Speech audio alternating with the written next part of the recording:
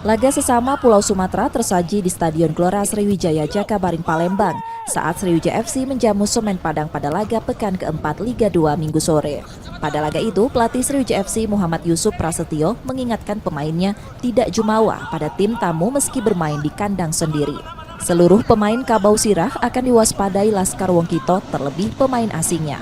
Semen Padang saat ini memuncaki klasemen sementara grup 1, namun Sriwijaya FC tetap akan bermain percaya diri agar mampu meraih poin penuh. Menghadapi Semen Padang yang notabene sekarang juga masih pemuncak klasemen, kira-kira secara psikologis pemain gimana Coach? Sejauh ini nggak ada masalah. Sejauh ini mereka tetap yakin bahwa kita akan menang. Optimis Coach ya? Optimis insya Allah. Skuad Sriwijaya FC masih berada di peringkat 4 klasemen sementara grup 1 dengan 4 poin dari 3 pertandingan. Nur Muhammad, Kompas TV, Palembang, Sumatera Selatan.